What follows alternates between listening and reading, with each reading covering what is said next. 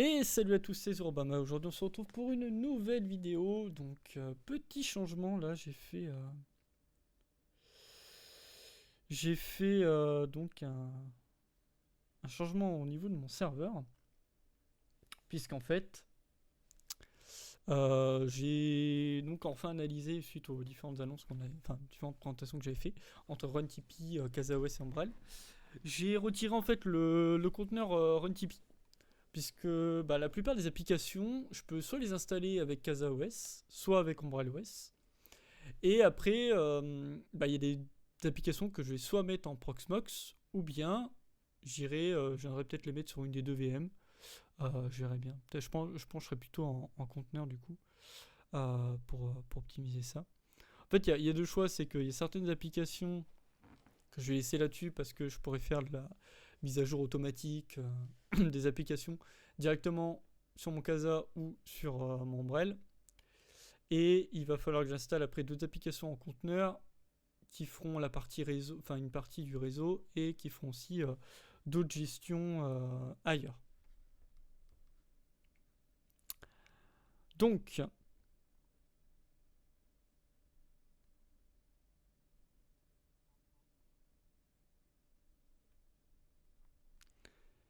aujourd'hui, nous allons commencer un peu à regarder les applications que j'ai commencé à installer. On va enfin commencer parce que principalement, la cause d'avoir acheté un HomeLab, c'était principalement pour pouvoir au moins tester et utiliser Wallos. Ça fait tellement longtemps que je veux tester cette application que du coup aujourd'hui, on va enfin l'installer. Donc là, on voit ici que l'on peut... Alors c'est normal que ce soit coupé, hein, du coup il est vraiment coupé comme ça sur mon navigateur. On va pouvoir installer notre logiciel. Donc ici on va mettre notre username, notre prénom, notre nom de famille, notre mail, nos mots de passe, et après la monnaie sur laquelle on va vouloir l'indexer. Donc là on voit qu'il y a toutes les monnaies possibles, hein. Sachant que moi j'aurai aussi peut-être des abonnements en dollars peut-être à rajouter. Et après la langue. Donc là on va passer en français, on va pas se faire chier. Hop. On peut aussi restaurer la base de données. Donc ça, du coup c'est... Vous avez déjà monté un Wallos, c'est juste après venir mettre votre base de données ici. Donc déjà, je vais remplir mon formulaire et puis on se retrouve juste après. Donc là, on voit une fois qu'on a fait notre inscription, donc là, il va nous demander de nous connecter. Donc on va du coup rentrer les identifiants qu'on a renseignés. Plus tard. Donc là, il voit, vous n'avez pas encore d'abonnement. Donc là, ça ressemble. Donc là, on a l'accueil, on a nos abonnements, on va avoir un calendrier. Donc sur ce calendrier là en fait on va pouvoir mettre quand on a des renews d'abonnement ou autre. Moi je le faisais déjà sur mes abonnements annuels pour pas les oublier, je le faisais déjà avec Google. Mais en fait des fois en fait j'ai les rappels et je fais pas attention.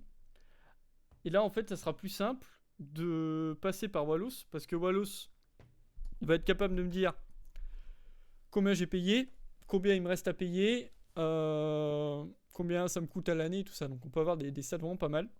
Donc là on va voir voilà, les stats, donc les abonnements actifs, le coût moyen mensuel de nos abonnements, le coût d'abonnement le plus élevé, le montant dû ce mois-ci, le coût mensuel, le coût annuel. Après on peut trier par catégorie, par méthode de paiement, ça on verra après. On va voir les paramètres. Donc on peut rentrer un budget mensuel en fait c'est pour les statistiques. Si on ne veut pas utiliser, du coup, il va rester désactivé. Donc là, on peut après rajouter des personnes dans notre ménage. Donc ici, voilà, on peut enregistrer le membre. On peut avoir des notifications. Donc là, on peut faire des choix. Donc soit un jour avant, soit le jour de l'échéance. C'est pour ça aussi que j'ai envie de le faire. Donc là, on va mettre jour de l'échéance. Donc on voit qu'on a un petit Notify. On peut avoir des Webooks. On peut faire un Mattermost, un Push Pulse, un Gotify, c'est pour ça qu'on a installé Gotify, Telegram, Patchover, Discord et Courriel. Je vais éviter de passer par un botmail ou autre, Sinon, autant rester sur Google. Discord, j'ai pas forcément envie. Donc du coup, je pense que je vais passer sur Gotify. Donc on paramétrera Gotify par la suite. Mais voilà, là, il va nous demander en fait de l'activer, de mettre l'URL. Pour le courriel, bah voilà, c'est simplement mettre son adresse avec tout ça. Le Discord, ça passe par l'URL du webhook, qu'on fait avec Discord. Le nom du bot et l'avatar. Pushhover, ça je connais pas trop. Telegram, donc là c'est avec le bot. Push Plus, Mattermost, pareil, webhook Mattermost comme avec Discord. Notify, qu'on avait vu, et bien sûr si on fait un webhook. Et après on peut rajouter des catégories. Donc là on voit que on a l'entertainment, on a la musique, utilities, on a la nourriture, la santé, la productivité, la banque, transport, éducation, les assurances, le jeu, news et magazines, du software, on a de la technologie, des services cloud et des donations charity. Voilà. Et après, bon, on a toutes les devises qui sont là. On peut après renseigner. On a la partie clé API. On a des recommandations AI, donc on peut les activer ou non. On voit qu'on a du ChatGPT, du Gemini, du OpenRouter ou du local. Moi, je vais mettre Gemini par exemple. Enfin, après, il faut mettre la clé API, mais après, on peut prendre le modèle qu'on veut une fois qu'on a la clé et le manuel. Et les moyens de paiement, donc là on a pas mal de moyens de paiement. Moi, je vais peut-être en retirer parce qu'il y en a que je n'utilise pas forcément en fait. Verifone, non. Paysafe non plus. Poly, Kiwi, Shop, WeChat. On va retirer 2-3 trucs là parce que. Tac, tac, tac. Ça pareil, ça vire. Crypto, je peux le laisser, même si je paye pas forcément avec de la crypto. Klarna, j'utilise pas. Amazon Pay, dans le doute. Script, j'utilise pas, c'est pas, c'est hop. Ça, on s'en fout. Apple Pay. Ça renvoie sur ma carte. PayPal, j'utilise pas non plus. Banque transfert, on va laisser. Direct débit.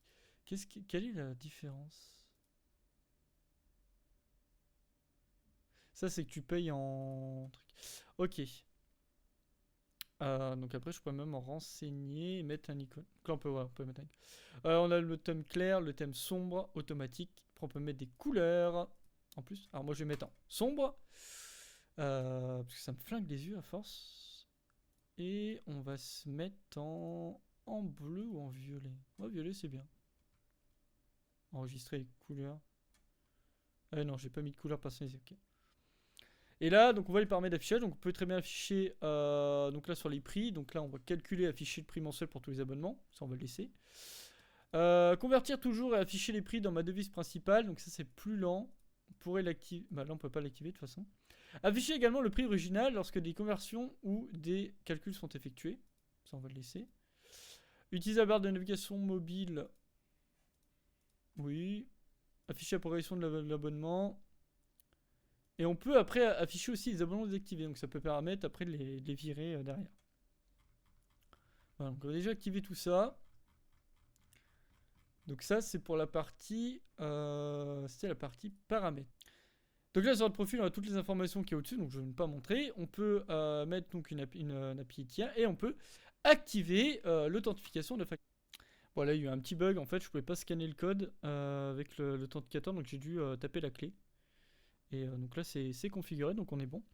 Et après, bah là, sur les abonnements, on peut soit les exporter en CSV, soit les exporter en JSON. Voilà. Donc voilà, la partie admin, donc là on va pouvoir gérer les inscriptions d'utilisateurs. Donc là, par exemple, on voit que 0 c'est un nombre illimité d'utilisateurs, nombre maximum. Et ensuite, voilà, si on ne veut pas d'utilisateur, du coup on peut le laisser désactiver directement. Et on peut après désactiver la connexion.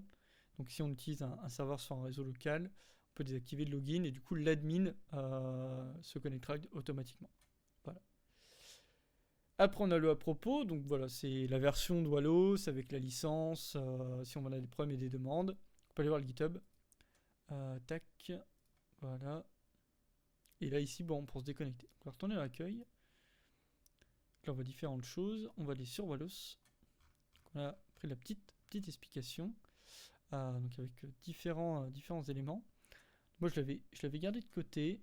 Donc voilà, au niveau de Wallows, donc ce qu'on nous explique, c'est que c'est donc un open source personal subscription tracker.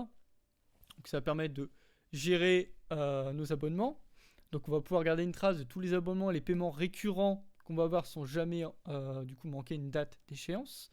On va pouvoir gérer donc des catégories, on va pouvoir les organiser selon des catégories qui sont personnalisables et qui permettent du coup d'avoir un aperçu sur les habitudes de dépenses qu'on va avoir. On a aussi donc une prise en charge multi-devises. Donc on va pouvoir avoir plusieurs devises et ça permet du coup de gérer nos finances dans les devises de notre choix. Par exemple, moi je sais qu'en abonnement j'ai du coup l'Obsidian Sync. C'est en dollars. C'est pas en euros, c'est en dollars du coup. Bon, après sur mon compte ça passe en euros, mais c'est en dollars. Donc ça je pourrais très bien le mettre en dollars et après faire une petite conversion sur le sujet, quoi. Après, on a la personnalisation, qu'on va pouvoir l'adapter à nos besoins, donc que ce soit sur les catégories, sur la partie comment ça s'appelle, devises et partie thème. On a la conversion des devises, donc là, ils expliquent qu'ils intègrent l'API Fixer qui permet d'obtenir le taux de change et de voir en fait tous nos abonnements dans notre devise principale. Du coup, c'est data privacy, puisque comme c'est une application qu'on va auto-héberger, on va garantir que nos données financières elles restent privées et sécurisées sur notre propre serveur. On a les options de tri, donc on va pouvoir trier nos abonnements selon différentes perspectives. On a aussi des recherches de logos, Wallows peut aller sur internet pour aller nous trouver des logos pour nos abonnements si on ne les a pas disponibles pour le téléchargement. La partie statistique, la partie notification, bien sûr. Donc, comme on le disait, voilà, il y a être averti par mail, par Discord, par pushover, par Telegram, par Spotify, par Webhook. Ça a beaucoup changé parce qu'avant, c'était uniquement par mail, si je ne me trompe pas. On a aussi possibilité d'avoir des recommandations avec l'intelligence artificielle et le support multilanguage. Voilà. Et après, on peut accéder à une version démo donc avec cette partie-là pour voir à quoi ça ressemble. On peut déjà voir à quoi ça ressemble quand c'est configuré. Donc là, démo et démo. Mince. Si je me trompe. Hop et hop. Voilà. Donc là, par exemple, avec les recommandations IA, ça va être, t'as plusieurs trucs dans le cloud, machin, évalue tes usages. Peut-être que t'as pas besoin d'utiliser tout si, par exemple, tu restes sur Unlimited. De faire de la rotation au niveau des services. Il évalue aussi le fait d'avoir Home Assistant Cloud, par exemple. Et là, on voit un budget, le budget qui est utilisé, le budget qui reste. On a 14 abonnements qui sont actifs avec la vue. Et si on va ici dans les souscriptions de Peter, du coup, il a des abonnements mensuels, des abonnements tous les 6 mois, des abonnements annuels aussi. Voilà, par exemple, Home Assistant, par exemple, voilà, qui permet de voir tout ce qu'il y a. Et après, on peut mettre les choses là-dessus. Donc, on va retourner sur le nôtre, que je viens de fermer. Voilà, on va ajouter un abonnement. Donc là, on voit, donc on peut mettre le nom de l'abonnement, on peut télécharger un logo. Donc, soit à partir d'ici, soit. Alors. Il n'y a pas recherche internet là. Donc, ouais, il faudra que je mette les logos après, moi de mon côté. Mais par exemple, on va mettre Netflix. Netflix Duo. Alors.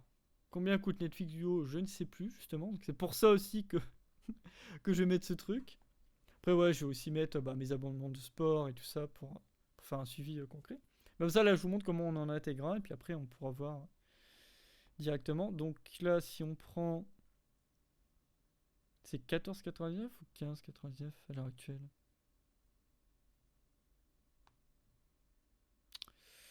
Où es-tu, Netflix 14,99.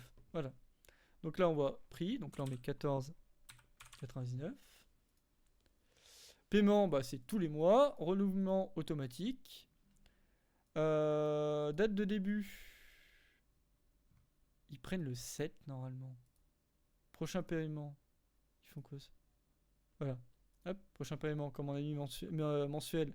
Paf, ici que c'est le 7-12. C'est payé par mois.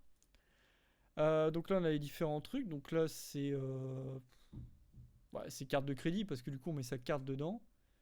Ça aussi, c'est pas mal de savoir par quel moyen de paiement c'est, parce que du coup, quand vous allez avoir un renouvellement de carte, bah, l'avantage c'est de savoir sur quel site quel site vous allez devoir aller pour faire changer vos choses. Bah ça, du coup, c'est de l'entertainment. On peut activer les notifications pour l'abonnement. Donc là, les valeurs par défaut, donc on peut voir. Là, on a tout. Ça va jusqu'à 3 mois en avance. Donc là, on va prendre le mois. Notification d'annulation, ça pas besoin. Là, on a juste à mettre l'URL et mettre des notes. Donc là, on va enregistrer. Et là, donc, on voit qu'on a un Netflix qui est mis. Donc là, ils mettent Wallos. Et après, donc je peux soit le cloner, soit le supprimer. Après, je peux le modifier. Et par exemple, voilà, si je... Ah bah là, il s'est mis la recherche web.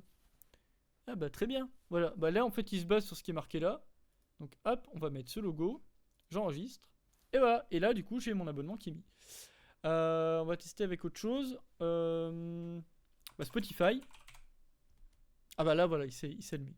Donc là, voilà, hop, mais le logo de Spotify. Alors Spotify, c'est combien? C'est 14, non? 17,20 €.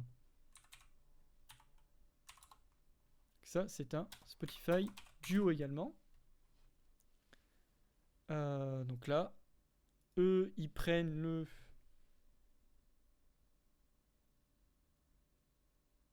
Ils prennent généralement le 14. Ils prennent le 14 et 12. On va mettre 14. Hop. Pareil, c'est la carte de crédit. Donc ça, c'est de la musique. Musique, musique. Là, on active. Hop. Donc là, je vais mettre ça. Donc après, j'ai confié à mon Gotify, hein, bien sûr. Donc là, voilà, hop. Et donc là, on voit qu'il y a la barre aussi en dessous pour la prochaine échéance. Qu'on voit aussi également ici. En dessous, à chaque fois. Par exemple, là, je peux mettre... Qu'est-ce que je peux mettre comme abonnement?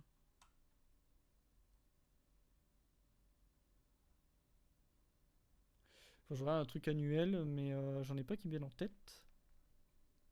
Ah bah si, le Nintendo Family, Nintendo Online... Comment il s'appelle celui-là? Ouais, il est passé il y a pas longtemps, du coup je vais regarder. C'est le pack additionnel normalement. Ah, ils mettent même pas ils mettent même pas le truc. Ils mettent juste Nintendo. Eux, c'est la carte aussi pour le coup. Bah, là, ça, ouais, je vais mettre ça, je vais mettre Nintendo Online plus pack additionnel famille. Hop, donc là, petite recherche. Il va me sortir quoi? Bah voilà, Nintendo Switch Online. Ah, on peut même mettre celui-là. Sympa. Ouais, il est beaucoup mieux celui-là. Alors ça, c'est 69,99 je crois.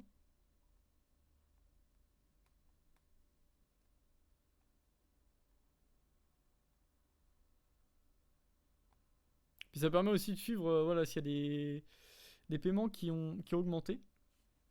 Parce que du coup, là, en ayant mis le prix, je sais, que si le mois prochain il augmente, enfin, si les prix augmentent, je pourrais le voir quoi. Ouais, c'est 69,99.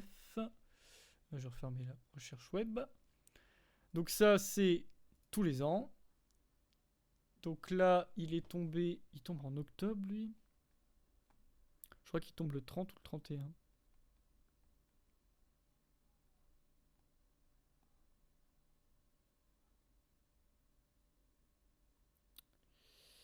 Il tombe le... Alors, Nintendo...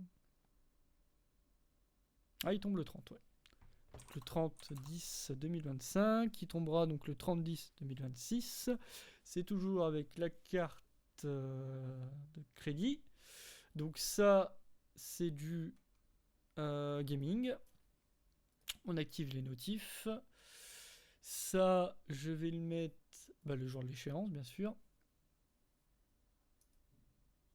Et voilà. Et donc là, on a déjà 3 abonnements de nuit. Et après, on peut les filtrer. Voilà, si je prends les catégories ou l'état, activer, désactiver. Type de renouvellement, manuel, automatique. Donc là, bon, les méthodes de paiement, pour l'instant, il n'y en a qu'une. Donc c'est pour ça. Par contre, je pensais qu'en catégorie, il aurait changé, mais non. Pourquoi il m'a mis un deuxième dé? Mon clavier a planté. Il m'a mis un deuxième dé ici. Hop, enregistré. Voilà. Donc là, après, j'aurai juste à suivre voilà, ce que ça... Et ce qui est pas mal, c'est qu'on voit aussi sur l'annuel, comme on a vu tout à l'heure avec le Home Assistant, enfin sur la démo, le Home Assistant Cloud, c'est que là, en fait, il divise par 12, et donc on voit à peu près le prix que ça nous revient par mois. Donc là, voilà, l'abonnement à Nintendo, c'est 5,83 par mois quand on fait l'abonnement. Donc là, on peut trier par prochain paiement, on peut trier par les prix, voilà, si on veut traquer un peu ce qui nous revient le plus cher. Par les noms, on peut aller trier par le dernier ajouté, voilà, par les membres aussi, les catégories, mode de paiement, bon là il y a un qui change puisque c'est carte de crédit, l'état et par un alpha numérique, voilà. Moi je l'avais mis, attends il est mis par quoi? Ils avaient mis par prochain paiement, voilà. Ça permet de, je vais laisser comme ça moi, ça j'ai le temps de voir ce qui arrive à chaque fois prochainement. Donc voilà pour la petite présentation de Walos, donc j'espère que ça vous aura plu. Donc c'était assez rapide, hein. Au niveau de l'installation, bah, voilà, on l'a installé via l'App Store de CasaOS, et après on accède directement via notre adresse avec un port qui est custom, qui est prédéfini du coup par CasaOS. Donc voilà pour la présentation de Wallo, j'avais très envie de vous montrer enfin cette application. Donc j'espère que ça vous aura plu, j'espère que ça vous donnera envie de l'installer aussi également sur votre infrastructure. N'oubliez pas de mettre un j'aime et un commentaire si ça vous a plu. C'était Zorobama et on se retrouve dans une prochaine vidéo. Merci à tous.